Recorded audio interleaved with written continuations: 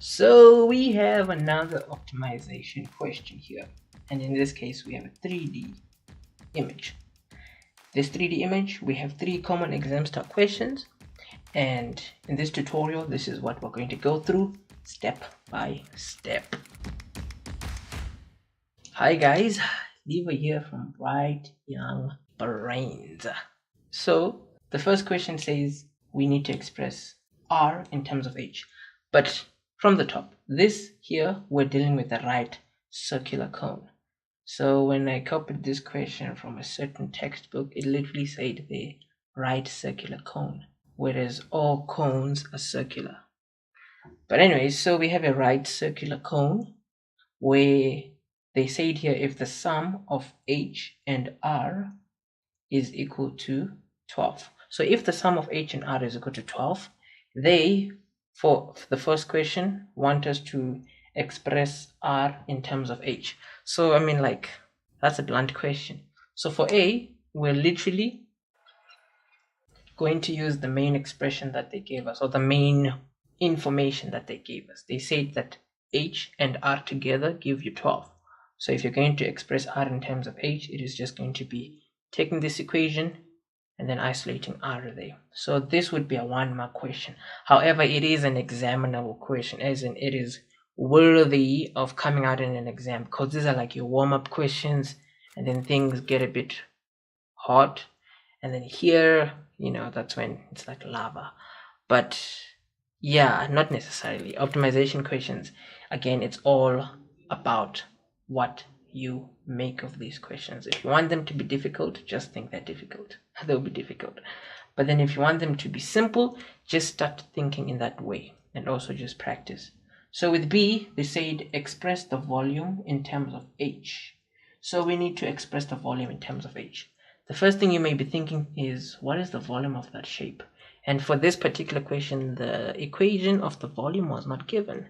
So you may want to remember what the equation of the volume of a cone is. Now, the equation of the volume of a cone is just 1/3 pi r squared h. So it is slightly easy to remember. You know, like during the days when you'll be studying and practicing for maths, this formula you could try and keep it in your head. And then after you've written, chances that you're going to forget it are high, but it doesn't matter because you can always remember it whenever you need it in any other exams. But anyway, so if we're going to determine, or if we're going to express the volume in terms of H, what they mean is our expression here should not have anything that is either not a number or not H, in the sense that here we should write R in terms of H and then simplify, because I mean pi is just a number, so pi is fine. So for B, what we need to do is, in this volume equation where R is, we need to throw in our expression for R there, so that our entire volume equation is in terms of H there. So for B, this is what we have so far. And then here, we just need to make sure that you expand by having 2 brackets that look like this, and then foiling out and then multiplying everything. So here, don't get carried away by multiplying the 3rd pi inside, because you see this is squared, so you cannot do that. So here, if we're going to simplify, what I would actually recommend is, you see here, 1/3 pi with h. Put those all on one side, and then now you can have 2 brackets that look like this, and then just foil out.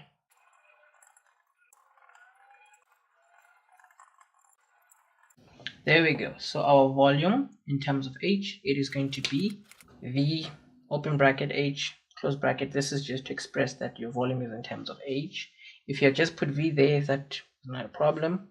So our volume, this is our expression, and you see here it is always easier, or a recommendation, that you try and leave your final answers in descending powers of whatever your main variable is. So that's what we would need to do for B. C, we need to now express, or we need to now determine the maximum volume.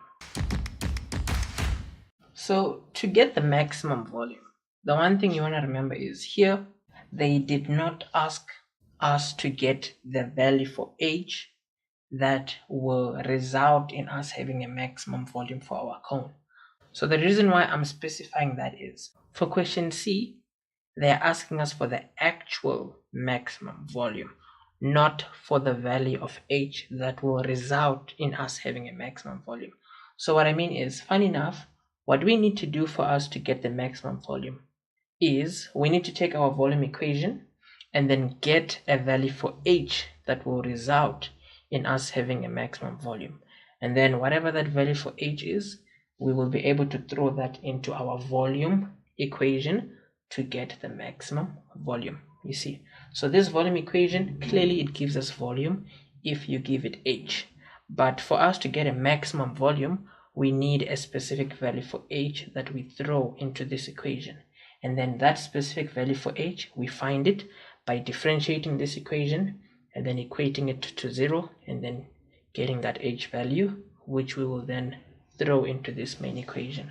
So all that in writing, the first thing is, so this is what our differentiated equation will look like. So if you note, I'd left out the tiny 2 there that we had gotten from the previous question. So everything is sorted now. So this equation differentiated, we know that all we did was we have to make sure that our main variable is H. So differentiating in terms of H here is 3 times a third pi, which is just 1 pi. And then here, we know removing 1 from the exponent gives us a 2. Here now, 2 multiplied by negative 8 pi is just negative 16 pi. Remove 1 from the exponent gives us a 1 there. And then here, 1 multiplied by 48 pi is just 48 pi. And then 1 minus 1 on the exponent of H. The H will just be H to the power of 0, which is just a 1. So you see, we don't have to write it there. So this is a differentiated equation for our volume equation. So now with this volume equation that has been differentiated, we need to make our equation equal to 0 and then solve for H here. Solving for H here, you can just use the quadratic equation. So in our quadratic equation,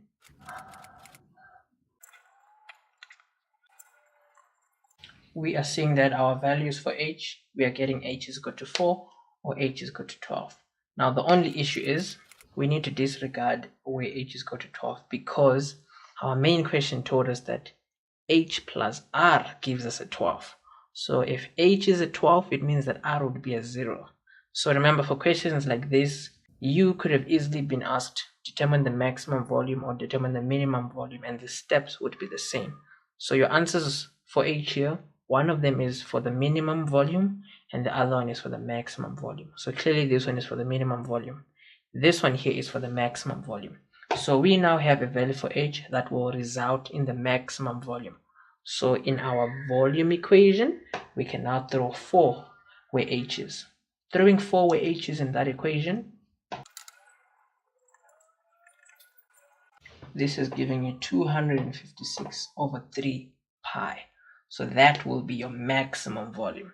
And again, for a question like this one, we had to get a value for H first that will reside in our maximum volume, and then use that value for H to get the actual maximum volume. So keep a lookout for questions where they may ask you to just get a maximum volume specifically, or questions where they maybe just want a value that will cause the maximum volume. So questions on optimization, the one big issue is just make sure you read your question properly. And then the more of these you do, you will actually note it is literally just differentiation. And differentiation in grade 12, I'm assuming it is, one of those topics that is actually user-friendly or likable. User-friendly. Yeah, one of those topics that is actually likable. So this is all we needed to do for question A, B, and C them. So you would get all your marks in an exam by doing what we just did in this tutorial.